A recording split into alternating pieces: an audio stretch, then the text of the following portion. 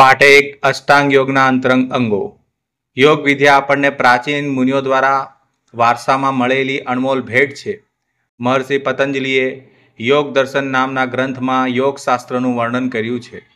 યોગમાં 8 અંગોનો સમાવેશ થતો હોવાથી તેને અષ્ટાંગ યોગ કહેવામાં આવે છે. અષ્ટાંગ યોગને બહિરંગ અને અંતરંગ એમ 2 ભાગમાં વિભાજિત કરવામાં આવે છે. અષ્ટાંગ યોગના પ્રથમ 5 અંગો યમ, નિયમ, આસન, પ્રાણાયામ, પ્રત્યાહાર. આ 5 અંગોને બહિરંગ યોગ કહેવામાં આવે છે. આ 5 અંગ બાહ્ય ક્રિયાઓ સાથે સંકળાયેલ હોવાથી તેને બહિરંગ યોગ કહેવાય છે. બાકી રહેલ 3 અંગો ધારણા, ધ્યાન અને સમાધિ છે. ધારણા, ધ્યાન અને સમાધિનો સંબંધ અંતઃકરણ સાથે હોવાથી તેને યોગશાસ્ત્રમાં અંતરંગ યોગ કહેવામાં આવે છે. અંતરંગ યોગની શરૂઆત ધારણાથી થાય છે. તેની પહેલાના અંગ પ્રત્યાહારને અંતરંગ યોગના પ્રવેશ દ્વાર તરીકે ઓળખવામાં આવે છે. ધારણા, ધ્યાન અને સમાધિ આ ત્રણને સંયમ પણ કહી શકાય. બહિરંગ યોગથી શરીર, ઇન્દ્રિયો અને મનને સમાયોજિત કરવામાં આવે છે, જ્યારે અંતરંગ યોગથી ચિત્તનું આંતરિક સમાયોજન સંધાય છે. બહિરંગ યોગના અભ્યાસ દ્વારા સ્થૂળ શરીર પર નિયંત્રણ સ્થાપી શકાય છે, જ્યારે અંતરંગ યોગના અભ્યાસ દ્વારા સૂક્ષ્મ શરીર પર નિયંત્રણ સ્થાપી શકાય છે. ઘણી જગ્યાએ અંતરંગ યોગના અભ્યાસને રાજયોગ પણ કહેવામાં આવે છે. આમ યોગ વિદ્યા એ આપણને પ્રાચીન મુનિઓએ આપેલી અનમોલ ભેટ છે. અષ્ટાંગ યોગમાં 8 અંગોનો સમાવેશ થતો હોવાથી તેને અષ્ટાંગ યોગ કહેવામાં આવે છે. અષ્ટાંગ યોગને 2 વિભાગમાં વહેંચવામાં આવે છે. એક છે બહિરંગ યોગ અને એક છે અંતરંગ યોગ. બહિરંગ યોગમાં યમ, નિયમ, આસન, પ્રાણાયામ, પ્રત્યાહારનો સમાવેશ થાય છે, જ્યારે અંતરંગ યોગમાં ધારણા, ધ્યાન અને સમાધિનો સમાવેશ થાય છે. બહિરંગ યોગ એ શરીરની બાહ્ય ક્રિયાઓ સાથે સંબંધ ધરાવે છે, જ્યારે અંતરંગ યોગ એ અંતઃકરણ સાથે સંબંધ ધરાવે છે. હવે આપણે અંતરંગ યોગના 3 અંગોનો વિસ્તૃત અભ્યાસ કરીશું. પ્રથમ છે ધારણા. ધારણા એ અંતરંગ યોગનું પ્રથમ અંગ છે. મહર્ષિ પતંજલિએ યોગશાસ્ત્રમાં દર્શાવ્યું છે કે દેશબંધશ્ચિત્ત તસ્ય ધારણા, અર્થાત ચિત્તને એક દેશ એટલે કે સીમામાં બાંધવાને ધારણા કહે છે.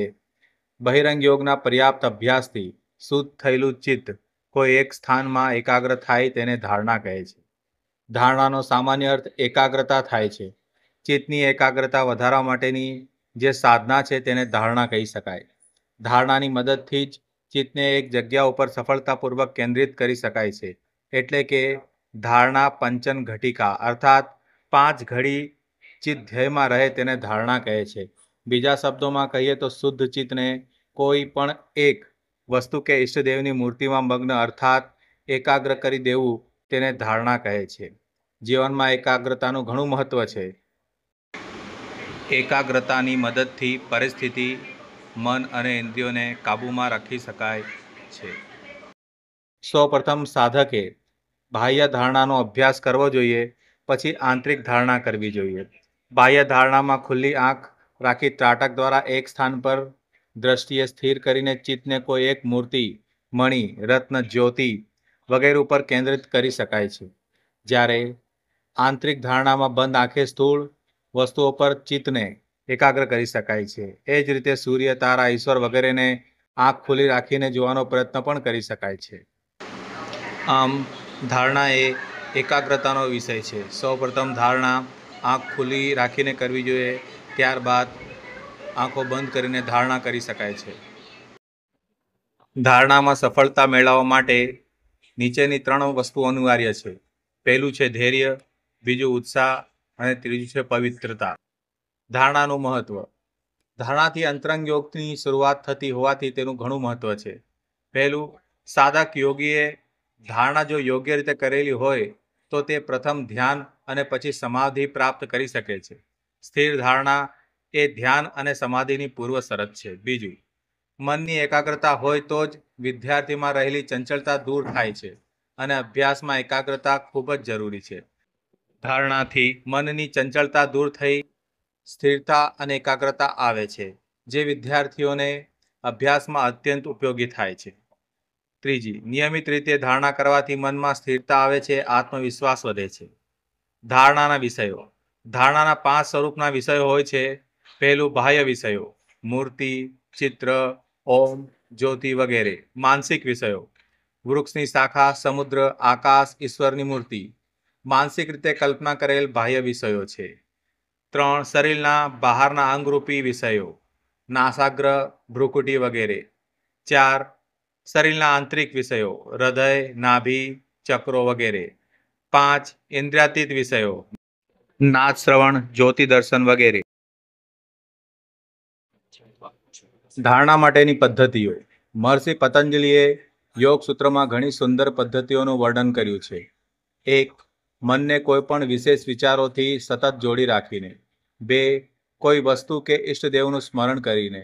3, નિંદ્રા દરમિયાન સ્વપ્નમાં પ્રાપ્ત થયેલ સંકેતોનો આધાર લઈને.